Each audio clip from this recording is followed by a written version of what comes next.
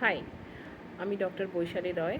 এই ভিডিওটায় বয়স্ক মানুষদের যে ইনসমনিয়া হয় বা ঘুমের অল্পতা হয় সেটা নিয়ে কিছু কথা বলবো।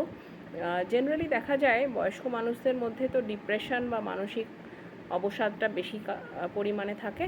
সেই জন্য তাদের হয়তো doctor already anti depressant prescribe করেছেন। হ্যাঁ, ওনাদের ভালোর জন্যই করেছেন, কিন্তু এইসব অ্যান্টি ডিপ্রেসেন্ট থেকে জেনারেলি স্লিপ সাইকেল অনেক সময় ডিস্টার্ব হতে পারে।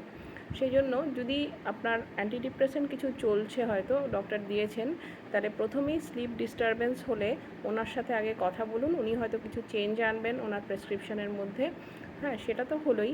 এছাড়াও কিছু নর্মাল গাইডলাইন্স দিচ্ছি, যেগুলো করলে হয়তো আমাদের যে বৃদ্ধ মানুষরা আছেন আমাদের সমাজের, তাদের হয়তো কিছুটা উপকার হবে।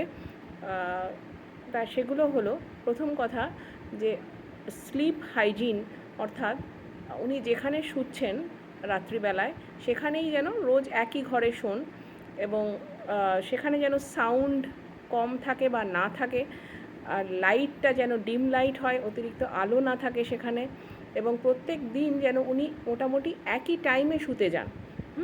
তাছাড়া দিনের বেলায় যদি উনি ঝিমিয়ে পড়েন, তাহলে কিন্তু চেষ্টা করতে হবে যে দিনের বেলার যে ঝিমুনিটা সেটা কোনোভাবে যদি আমরা প্রতিরোধ করতে পারি। এছাড়াও যখন উনি শুতে যাচ্ছেন তার আগে কিন্তু খুব একটা হেভি মিল বা অনেকটা জল ওনাকে খাওয়াবেন না। হ্যাঁ, তাহলে মেটাবলিক প্রবলেম হতে পারে, বারবার হয়তো ইউরিনেশন হতে পারে। হ্যাঁ, তাতে কিন্তু স্লিপ ডিস্টারবেন্স হবে। এই জন্য লাইট মিলস দেওয়া ভালো।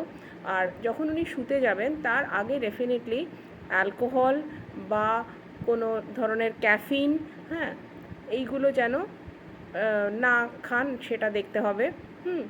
আর এছাড়াও ওনার রেগুলার কিছু এক্সারসাইজ তো উনি করতেই পারেন। হালকা হাতের মানে এরোবিক্স করলেন বা মেডিটেশন করলেন বা যোগা করলেন। এছাড়াও সিবিটি, যেটাকে আমরা বলি কগনিটিভ বিহেভিয়ারাল থেরাপি, হ্যাঁ, ডক্টরের পরামর্শ নিয়ে ওনারা যদি সেটাও প্র্যাকটিস করেন তাতেও কিছুটা উপকার হবে। তো সেটা দেখতে হবে যে কারণটা কি। এটা জাস্ট একটা গাইডলাইন্স দিলাম, হয়তো ওনাদের কোনো উপকারে বা কাজে আসবে। Thank you.